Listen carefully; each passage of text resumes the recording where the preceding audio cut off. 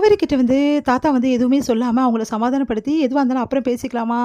இத பத்தி எதுவுமே இப்ப நீ தெரிஞ்சுக்காம இருக்கிறது நல்லது." அப்படின்னு சொல்லிட்டு அனுப்புறாரு. ஆனா காவேரி வந்து என்ன பண்ணுறதுன்னு தெரியாம விஜயோட வந்து பாஸ்ட் பத்தி தெரிஞ்சுக்காம, முடியலையே அப்படின்னு சொல்லிட்டு யோசிக்கிறாங்க. இங்க வந்து விஜய் ரொம்ப டென்ஷனோட வர விஜய் வந்து வீட்ல என்ன பண்றாரு, தாத்தா கூட சேர்ந்து ட்ரிங்க்ஸ் வந்து எடுத்துக்கிறாரு. அப்ப விஜய் வந்து ஓவர் ஃபுல் ஆயிடுது. அந்த அளவு வந்து ட்ரிங்க்ஸ் எடுத்துக்கிறாரு. தாத்தா வந்து அட்வைஸ் பண்றாரு. காவேரி கிட்ட எல்லா உண்மையும் சொல்லிடு விஜய், அதான் உனக்கு நல்லதுன்னு சொல்லிட்டு அட்வைஸ் பண்ணிட்டு இருக்காரு. இந்த சூழ்நிலையில விஜய் ரூமுக்கு போறாரு. அங்க போனோனே காவேரி வந்து இவ்ளோ ட்ரிங்க்ஸ் சாப்பிட்டுருக்கீங்களே அப்படின்னு சொல்லிட்டு கேட்குறாங்க. ஆமா நான் சாப்பிடுவேன். அத பத்தி உனக்கு என்ன கவலை அப்படின்றாங்க. இங்க பாருங்க எனக்கு எந்த கவலையும் கிடையாது. ஆனா வந்து இவ்ளோ ட்ரிங்க்ஸ் சாப்பிடுறது உடம்புக்கு நல்லது இல்ல. என் உடம்ப பத்தி நீ கவலைப்படாத புரியுதா? நான் எப்படி போனாலும் பரவால்ல.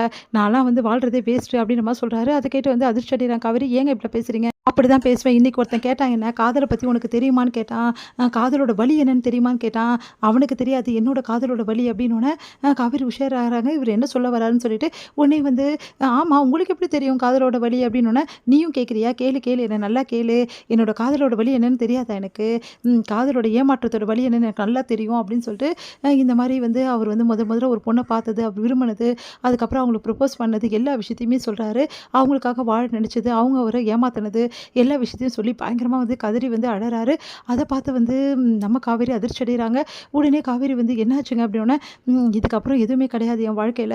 பொண்ணுங்களே கிடையாது. என் லைஃப் வந்து எனக்கு பொண்ணுங்க வேணாம். எனக்கு காதல், கல்யாணம் எதுவுமே வேணான்னு தான் இருந்தேன். ஆனா என்ன பண்றது? வேற வழி இல்லாம கல்யாணம் பண்ணேன்.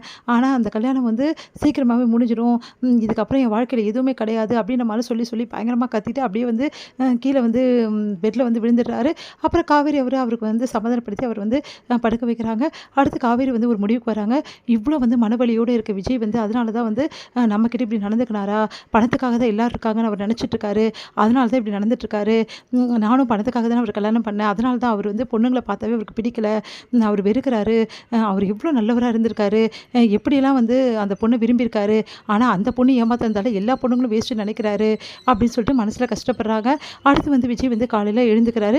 காலைல கண்ணையே திறக்க முடியல. கண்ணெல்லாம் அப்படியே வந்து இருட்டுது அவருக்கு. என்ன இவ்ளோ தலைவலியா? அப்படின்னு சொல்லிட்டு தலைய பிடிச்சு கையில வச்சுக்கிட்டு உட்கார்றாரு. இவ்ளோ தலைவலி இருக்கே! நான் என்ன பண்றது? அப்படின்னு சொல்லிட்டு உடனே வந்து காவேரி என்ன பண்றாங்க, லெமன் ஜூஸ் எடுத்து வந்து குடுக்குறாங்க. இந்தாங்க இத குடிங்க சரியாயிடும் அப்படின்றாங்க. லெமன் ஜூஸ் ஆமா நேத்து அடிச்ச சரக்குக்கு லெமன் ஜூஸ் தான் கரெக்ட்டா இருக்கும். என் அப்பாக்கு நாங்க இத தான் குடுப்பேன் அப்படின்னு சொல்லிட்டு குடுக்குறாங்க. ஒண்ணும் தேவையில்ல போ அப்படின்னோனே, சரி சரி ஓகே ஓகே நேத்து நைட் நடந்ததெல்லாம் ஞாபகம் இருக்கா? என்ன நடந்துச்சு? அப்படின்றாரு. என்ன நடந்துச்சா? நீங்க தான் எல்லா உண்மையும் சொல்லிட்டீங்களே பாஸ். உங்க வாழ்க்கையில என்ன நடந்தது? எதனால இப்படி இருக்கீங்க? எல்லா உண்மைகளையும் சொல்லிட்டீங்க. அதனால உங்க வாழ்க்கைய பத்தி எனக்கு எல்லாமே தெரியும். ஐய்யய்யோ! இவ நல்லா கிண்டல் பண்ணுவாளே! நம்மள நல்லா ஓட விடுவாளே! என்ன பண்றதுன்னு தெரியலையே! அப்படின்னு சொல்லிட்டு தலையில எடுத்து கை வச்சுன்னு உட்காந்துருக்காரு. உடனே வந்து காவேரி வந்து, இந்தாங்க இத குடிங்க. முதல்ல குடிங்க அப்படின்றாங்க. வாங்கி குடிக்கிறாரு. உடனே காவேரிய பார்க்க முடியாம வந்து விஜய் தலைய குனிஞ்சுக்கிறாரு. நேத்து நைட்டு என்ன நடந்தது? நான் என்ன சொன்னேன்? அப்படின்றாரு. அதான் பாஸ் எல்லாமே நீங்க சொன்னீங்க. உங்க வாழ்க்கையில என்ன நடந்தது? நீங்க ஒரு பொண்ண விரும்புனது. அந்த பொண்ணுக்கு எப்படியெல்லாம் லவ் ப்ரப்போஸ் பண்ணீங்க? அதுக்கப்புறம் அந்த பொண்ணு வந்து உங்கள விட்டு எப்படி போனாங்க? நீங்களும் அவங்களும் எப்படி பிரிஞ்சுங்க? எல்லா விஷயத்தையுமே என்கிட்ட சொல்லிட்டீங்க. வேற என்ன சொன்னேன்? வேற என்ன சொன்னீங்க? உங்களுக்கு பொண்ணுங்களே பிடிக்காது. பொண்ணுங்களே வேஸ்ட்டு. எல்லாம் பணத்துக்காக தான் இருக்காங்க.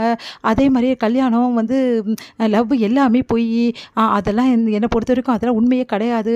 அப்படின்னு சொல்லிட்டு பயங்கரமா கத்திட்டு அப்படியே வந்து படுத்துட்டீங்க அப்படின்னு. ஐய்யய்யோ! போச்சு போச்சு. இதெல்லாம் வச்சு நம்மள நல்லா கிண்டல் அடிக்க போறா. அவ்வளதான் நம்ம கதை முடிஞ்சிடுச்சு. இவ ஏற்கனவே கிண்டல் பயங்கரமா பண்ணுவாளே அப்படின்னு சொல்லிட்டு விஜய் வந்து தல மேல கை